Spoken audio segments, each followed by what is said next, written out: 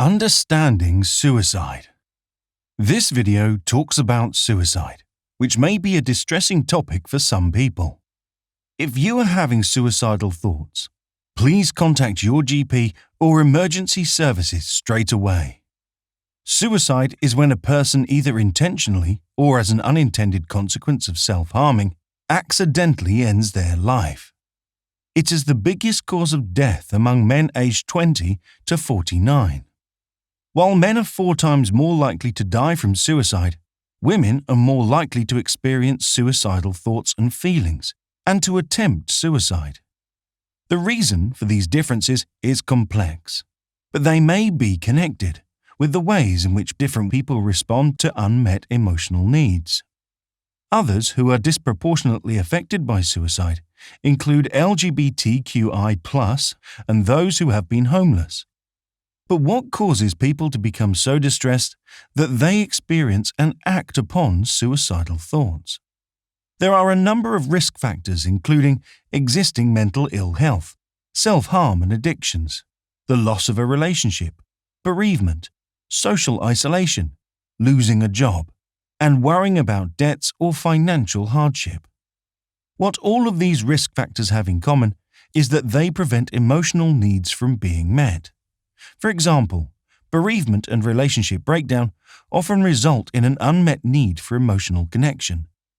We need at least one emotional connection in our lives, a relationship where we feel accepted for who we are. We all respond to unmet needs in different ways. For example, men are 8 times more likely than women to die by suicide following a relationship breakdown, and the period of time between separation and divorce is when the risk is highest. This may be because there is uncertainty about the future, which prevents us from feeling that we have much control over our lives. They may also feel a sense of failure as a partner, or, if there were children from the relationship, as a parent. They may feel disconnected from those children or feel a lack of confidence in their own ability to find a new relationship. If their need for community is also unmet, they may also have few people to talk to about how they are feeling, or to share positive attention with and take part in activities which meet the needs in healthy ways. Although not all men conform to stereotypes, there is a widely held view that expectations about how men should behave prevent them from asking for help with suicidal feelings and thoughts. However, research suggests that men may place less value than women on developing supportive friendships or community networks, which can help them to cope when relationships end. For everyone, losing a job can result in unmet needs for status and security, following the loss of income, but also unmet needs for achievement and meaning and purpose too. Worrying about unmet needs can result in depression, low mood, and feelings of hopelessness. When a person feels hopeless, it can be a sign that they are lacking meaning and purpose in their lives. We might find meaning and purpose through volunteering or activities which give us a chance to focus on learning new skills. So what can we do to reduce the risk of unmet needs resulting in suicide? Firstly, we can become more aware of how risk factors prevent emotional needs from being met. Providing information about emotional needs and offering support may be critically important at times when we know people are at a particular risk. For example, if we know that children and young people have had adverse or traumatic experiences, or following the breakdown of a relationship, or when people are struggling with debts or financial hardship. Friends and family who are bereaved following suicide should also be able to access support.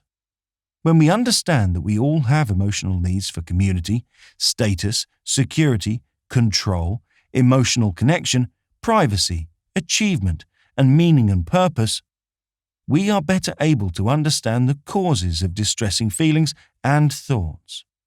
Secondly, we can learn healthy ways to get control over the distressing thoughts and feelings behind suicide. The part of our brain which takes charge when we might be at risk is called the amygdala, which we can think of as our personal security officer. If the security officer senses a threat, it will trigger the fight or flight response. But sometimes If a person feels trapped and unable to meet their emotional needs, the security officer will continue to trigger distressing feelings and thoughts. When this happens, we should seek support from mental health services, which can help us to get some control over unwanted thoughts and feelings. This might involve learning breathing exercises, like 7-11 breathing, to calm the brain security officer down. It might involve working with a therapist to address traumatic memories and stop them from affecting us in the present. We might also challenge the thoughts and feelings and recognize them as the brain's alarm system overreacting as it tries to keep us safe. Finally, if the brain's security officer is too focused on a problem, we can get stuck in the habit of thinking that things will never change or get better. But if we can take back control by making one small change at a time, each step takes us closer to meeting emotional needs in healthy ways. If you are affected by any of the issues raised in this video, seek support from your GP or the Samaritans.